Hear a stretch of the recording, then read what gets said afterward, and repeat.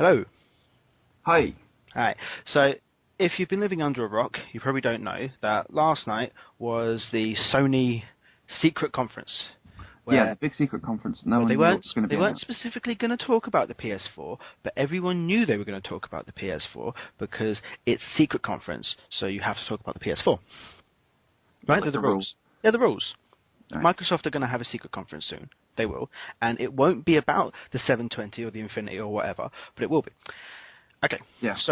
And it was about the PS4. Really? I was shocked. Oh, yeah. Were you shocked? I was shocked. I wasn't that shocked. No, not at all. But they've announced it. Yeah. And they gave quite a lot of information. It does have features. Yeah, lots of features. What I liked as well is one of the first things they started talking about was that apparently Sony went and actually spoke to developers and said, "What do you want?" Which is very good. I mean, Sony, from this announcement, I'll just say Sony have bettered themselves. From the PS3, Sony gave themselves the stigma of being, it's the other console. Microsoft were very much the front runners. I mean, you can argue it as much as you want, but Microsoft were the front runners, and they were doing what their fans wanted. And Sony were in the back being like, that's an idea. But now they've stepped up their game. Announcing first, you're stepping up your game. Some people might see that as a bad thing, but they're doing it right this time, we hope. Yeah, fingers crossed. But the problem they had with the PS3 was it was harder for developers to make a game on the PS3, so they would just make it on the Xbox 360 and then port it to the PS3, and you'd get a knockoff, really. A knockoff. And they have said here that it's a lot easier to make the games now. Yeah, that's what because they've spoken to developers. Developers can say, well, this is a problem for us, this is a problem for us, fix this. And so now they have, which is going to be a great leap for Sony. I say, from what I've read about it, one of the biggest things that kind of shows that how easy it is to make games is Destiny is announced on it. The Bungie title. Oh wow, I didn't know that. The Bungie Bungie, they're Xbox. You hear Bungie, you think Xbox. Halo was always Xbox, and it always will be. But because it's now a Microsoft Studios games, it's going to be. But Destiny is announced as one of the first PlayStation 4 games. Now Bungie are branching out to that other console, and that just goes to show you that they're doing it right. The games are easier to be made if someone like Bungie is going to go, our new massive game that we're going to blow everyone out of the water with, we're giving it to you. Is this the one using the Unreal Engine 4? I believe so. Because I did see demonstrations of that, and the way it ran was amazing. It's not going exclusively to the PS4. We've got to get used to saying 4 now. It's not going exclusively to the PS4, but it's going to have exclusive content. Yeah, which is big enough. Yeah. Now, they were saying as well at the conference, one of the things they brought up was when they were developing it, they were trying to make it more like a supercharged PC. That's the quote that I've got here, supercharged PC, because of the CPU and the GPU. Yeah, which is an x86, and they've got an enhanced PC GPU or something. AMD, they are. AMD. Advanced devices, AMD. Oh, cool. I'm always a fan of NVIDIA personally, but AMD is not too bad. No, AMD was quite popular for a while, wasn't it? But yeah, what you're looking at here is basically a PC in a console, which they're not the first to do that, really. Look at the Steam box. Yeah. I'm not having a go at them about that. I'm saying they've seen what the way forward is, and this is a conversation that we're probably going to have in another discussion. Are consoles relevant anymore? Yeah. But that's with this kind of technology, it makes them more relevant. But yeah, that's for another time. Really? Okay, well, that's another time. All right. Now, let's talk specifically about the controller, the DualShock 4. Yeah, I saw that. That looks really nice. Really? I was worried. Well, I thought it did. It's an interactive controller as well, as in, you're thinking along the lines of Wii U here. Not as much, there's no screen in it, but it's got a touchpad, a share button, a light bar. And I didn't think it took, you hear all that stuff and you think, this is going to be a huge, ugly controller. But it looked just like a slightly chunkier, but only in certain areas, slightly chunkier DualShock 3. Like, if you look from the top, when you're looking down on the controller, looks just like the old controller, apart from what I assume is that thing in the middle, which is probably the touch bar and that. Touchpad. it looks like the same, except for that is really obscuring. But then when you see from the back angle and you see the blue light, it looks nice. It's sitting down, it looks nice, but the looking down, I don't think is as good. But See, I thought it looked quite nice. I mean, no, that's... I'm not slagging it off. I'm just saying, my first look, you'll get used to it, but the grate in the middle, just it looks a bit off-putting, but it's aesthetics, you know. So they've enhanced the rumble and the latency as well, haven't they? Oh, enhancing the rumble, very important. Yeah, I mean, for gaming, you need to have a vibrator in your hand. I mean, do you remember back on the N64 where you had to plug in the rumble pack? I mean... Jeez, yeah. Old school. God, we're old. We're really old. Now we've got Epic Rumble inside the controller. Yeah, it works with this stereo camera as well, doesn't it? They showed off the stereo camera that allowed you to like move it. So it was almost like a PlayStation Move built into the controller. It's got an accelerometer inside it. Did you see the stereo camera? No, I didn't watch the conference. I've just been reading Oh, stuff. yeah. It looked just like a Kinect to me, but smaller. It's a 3D camera as well, though. Is it? I didn't know that. Yeah, as I was speaking to Cathius about it this morning, he was telling me it's a 3D camera. One thing I wanted to go into with the whole sharing content of the touch button, like you could save, share the past couple of minutes with a friend, like how you upload screenshots, you can upload a video clip really quickly. Yeah. Now this was something they did with the Vita, I believe. It was, I swear I heard this somewhere, that say you're playing like an FPS game, when you kill someone, you could send them your reaction video. Now, I don't know if this actually got put into the Vita, but I heard that they were going to do that, and I could see that getting abused a lot. You know, you kill someone, you send them a video, you're swearing at them, be like, "Oh, noob, you just got owned," and because that's what the internet sounds like to me. You just got owned in that, innit? Because I like brought you and ting, because they're all from London. I can see that getting abused, but I don't know if this is doing the same thing. It's just talking about sending a clip, which, you know, it's all about sharing, social networking and whatnot. But what's absolutely great about that is, and I know I'll talk about other stuff that does the same as well, is the way it works is you do this, you take the video, you press send, and then it starts sending. And now a video takes a little while to send. I mean, depending on your internet, if you've got really poor internet like some people, me, it's going to take you like 10 minutes to send this video. You want to carry on playing. You don't want to sit and wait for 10 minutes to send this video. You can. Now, you pause and then you carry on going. Yeah. And they've done that with a lot, like games, downloading games. It will download in the background with the power off, and it won't affect you. And when, say, there's this new game out, you really, really want to play it. You've got to download it first because you can't leave the house for whatever reason. Maybe you've broken your toe and you can't walk. You download, so you start the download.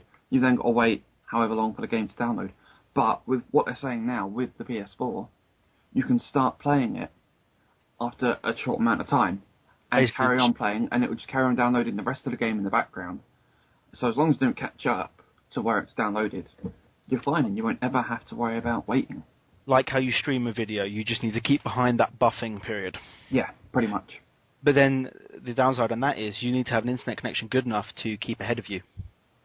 Yeah, but then, I mean, with downloading, things don't download in the correct order. With this, they need to download in the correct order. Well, obviously, they must be doing it that way so that it's set to download in the correct order. If they're touting this as one of their big things, then they must have. I'm wondering if this is part of Gaikai, which is the allowing you to sync. Is it the same part of that? I think it is part of Gaikai, yeah. Because the other thing that they've allowed you to do with Gaikai, which is it's a company they acquired for $380 million. Now, that's wow. It's a cloud-based service that Sony acquired. This one I just think is phenomenal. You know, like with computers, remote desktop, remote assistance. Yeah. You can do that. Say I'm playing a game. I'm playing NFL Street 2, and I don't know how to do a juke, but you know how to do a juke, and I need to do a specific juke at this point to complete an achievement or whatever. You can remote assistance into my console and do the juke for me. Yeah. I know, that is... I mean, that's... It's kind of... There are part of people that will be like, well, that takes the point out of the game. If it's a specific achievement that you need to do, why are you getting someone else to do it for you? That's not good. But then there's the casual game. So it's not an achievement, it's an actual level-based thing. I want to complete the game, but this one bit I actually can't do. You know, it's nice like that. And you don't... I mean, I would rather, you know, have your friend come over and help you because I like the social aspect of it as well. But doing it over the internet, sure, that's something. Sometimes you can't wait that long. Sometimes you have to finish this game between certain. Maybe you got it rented for a little while because you can afford to buy it. Yeah, or and maybe you need to get it back in a certain amount of time. Your mate can help you quickly so that you can finish this game. Maybe you don't believe all your friends saying that Assassin's Creed is a really bad game, so you want to complete it just to know. Yeah. Anyway, one of the things they said at the conference, they said these focused on 5 keywords, and this is part of what it was. I mean, they said simple, immediate, social, integrated, personalised. PS4 nearly sold me on that very last word there, personalised. Oh, you do love your customization.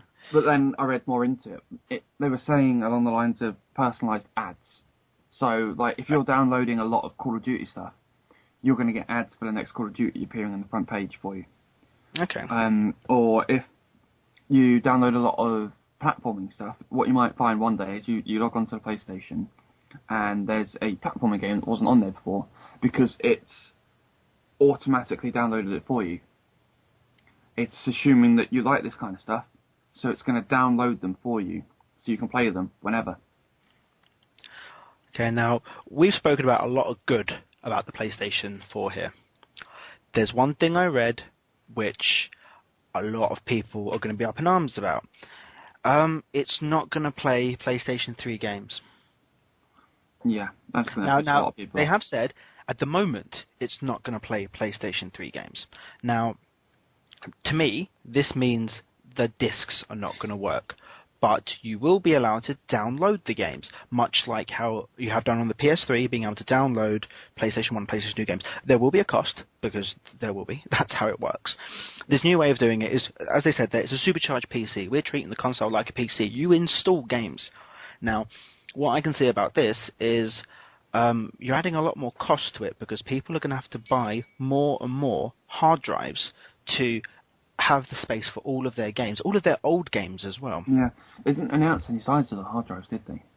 No, but the one, this is where Sony actually have something, I agree, over Xbox, well, Microsoft, because do you know what the hard drive is inside the PlayStation 3?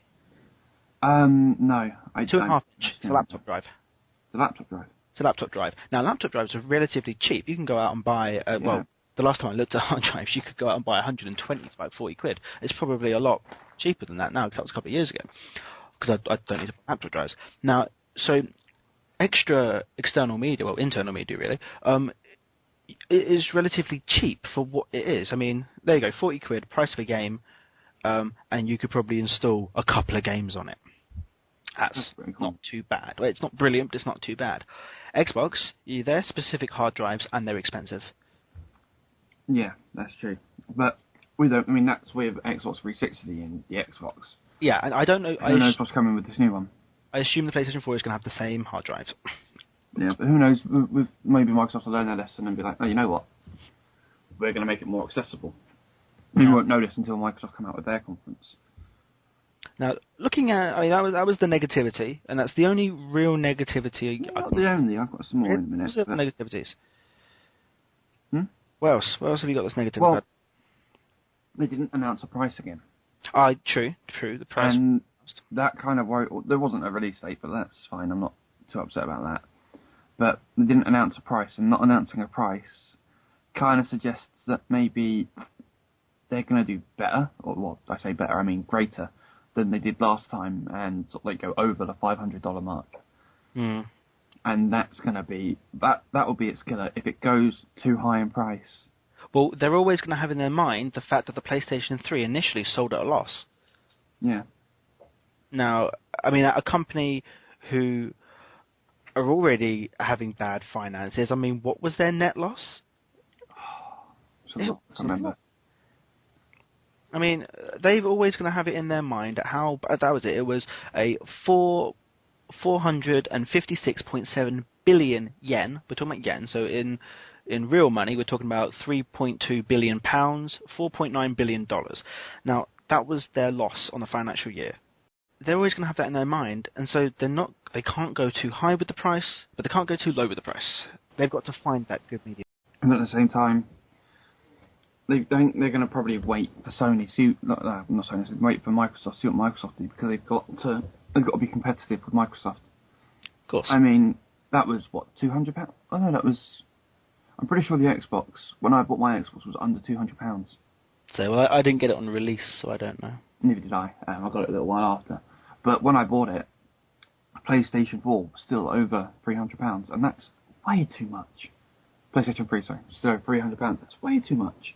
When you've got a console that's doing as well as it, sort of like graphics-wise and next generation-wise, whatever, is doing as well as your console, you can't be selling it for more than double the price. True. And that's where their issue is. Do you have any more negativity about it? The fact that they want to push the PS Vita. They're really, really trying to push the PS Vita, aren't they? Yeah, well, it's because you can work it with the thing. It's like if Microsoft had a handheld console, they'd want to be like, well, if you had both of them, you could do this. I mean, the Windows Mobile does have features that work directly with the Xbox, so it's the same sort of thing, but they're not pushing it as much. Yeah. But Sony want to make money off it. They made that loss. They need to get back their earnings, and if they've got, we've got the handheld console, and we've got this new bit of hardware, and they do this together. And you were saying it was you can play the game on it, right?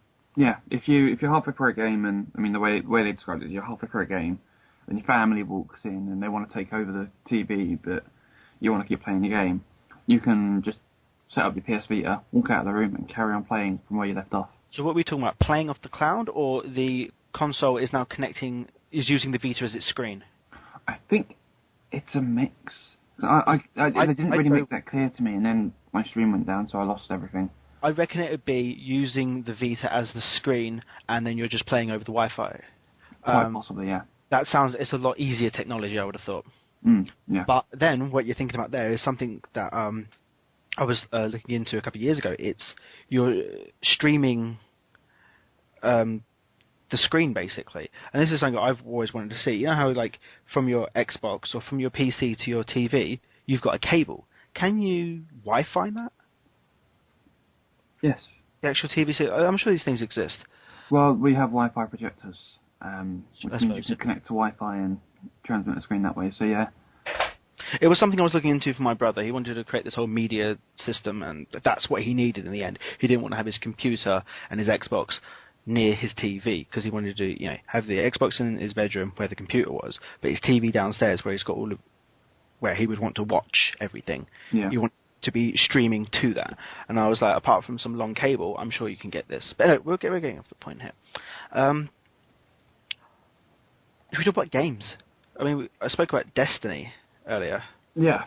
Which, that earlier this week, Bungie came out with all of the information for it. I mean, it was leaked months ago, but they've officially announced all of the stuff to go on about Destiny. Yeah, have they announced any other games for the PS4 yet? We've got Watch Dogs, which is Ubisoft's new title.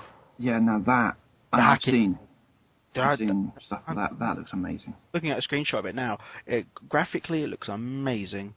Yeah, if you've seen any of the gameplay as well, I mean, they released a short gameplay trailer a little while ago. It looks like an amazing game. It's gonna be wow. Yeah. If it's anywhere near as good as it looks, then yeah.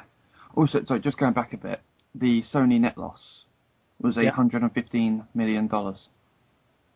Okay. Just to go back to point that out. Anyway, Karen, sorry. Killzone Shadowfall, that's been announced. I've never played a Killzone game. Are they PlayStation only? Because I've never played one. I think they are. Okay.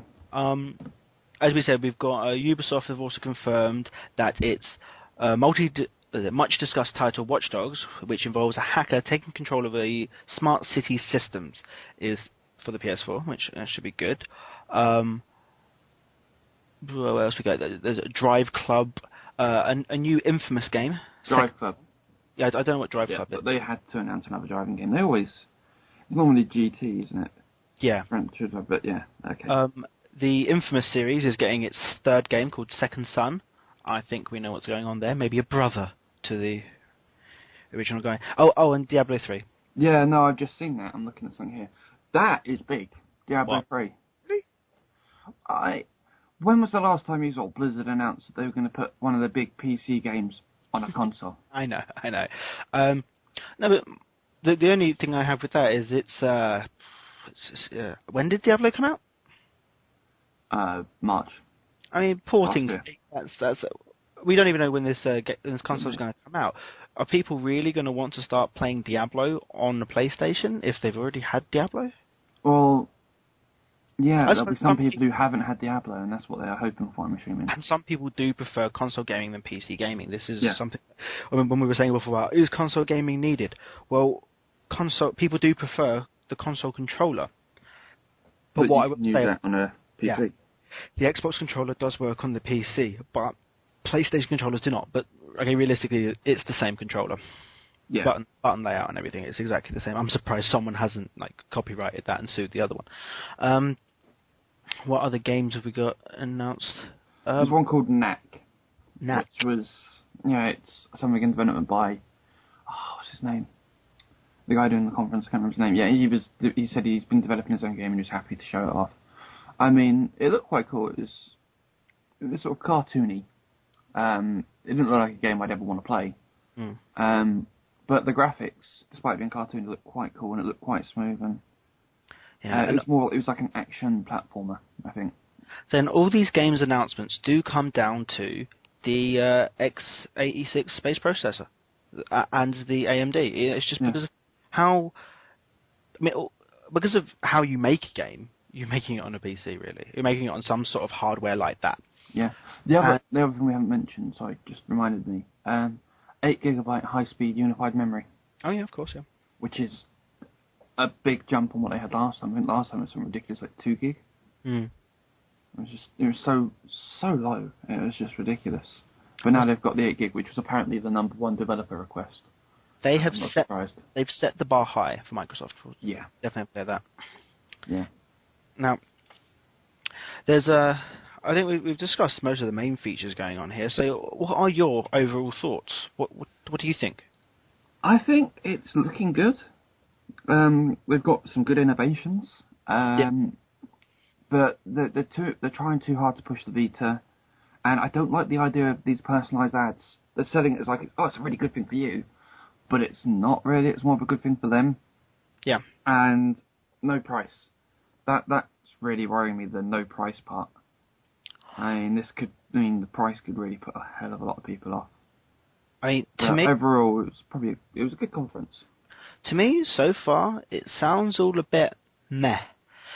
I mean, don't get me wrong; they're doing things right this time. They're talking about the right things. They're getting the right things coming through. By